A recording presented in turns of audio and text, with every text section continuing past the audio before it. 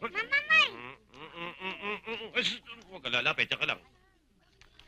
Nasa inyo na ang uniforme. Malinis na, mabango pa. Hindi ka makakapasok sa bahay mo.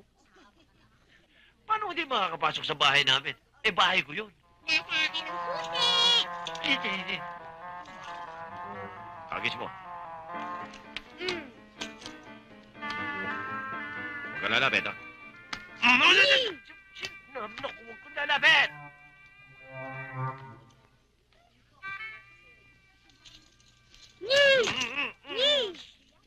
Diyan ka lang. Salamat.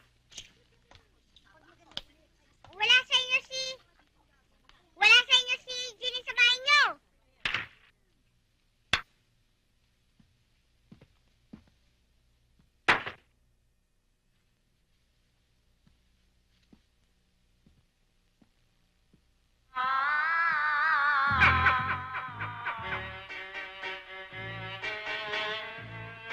Parang may nakita ko.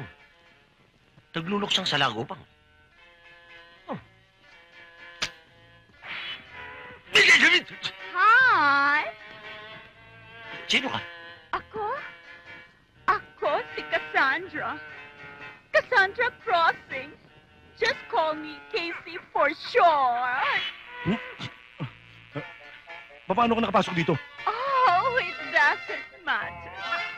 Ako'y isang babaeng nangungulila ng isang pagmamahal ng poging katulad mo.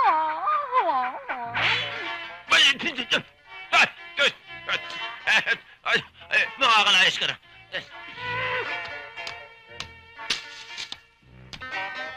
Otong! Otong! Ayos ba, Mamamay?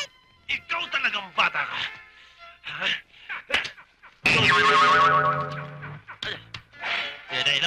Pinatay ilaw.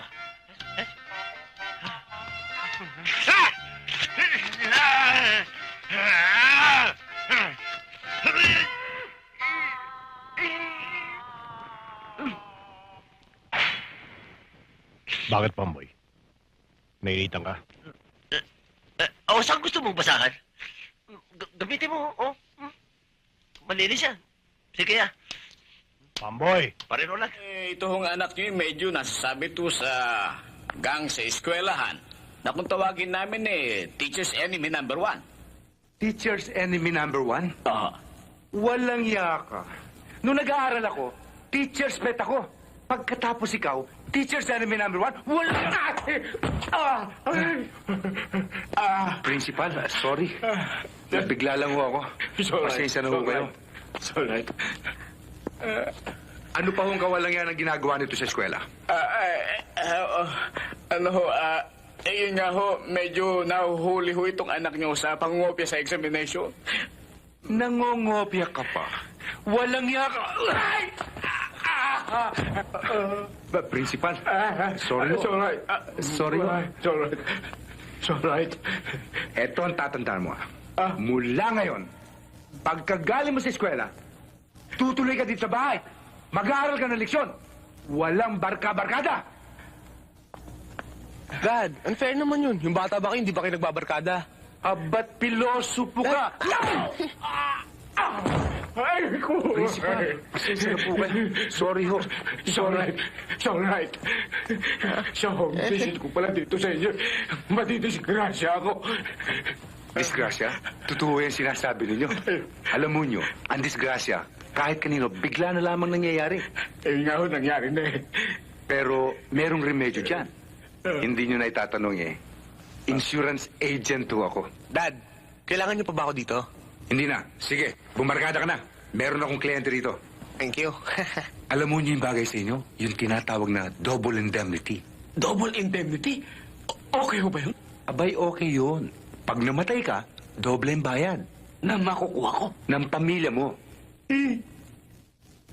Doble nga. Patay na ako. Riza, andito na kami ni Jeffrey. Ivy?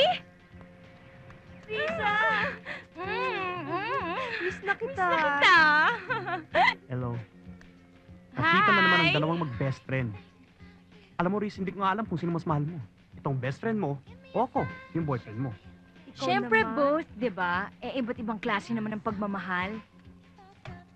Di ba? Okay. O ano na, saan ba lakad Oh. natin? Uy, may bagong Japanese restaurant. Diyan lang sa Green Hills. Oh. Tara! O tara, let's go. Let's go. Risa, excuse me. Di ba sabi ng mami mo, kailangan mo raw mag-expect ng applicant? Ano ba? Nakakainis ka talaga. Wala namang applicants, Wala no? naman And eh. besides, saan ba nagpa-advertise si Mami? Eh, si Diario. Nandito na kami.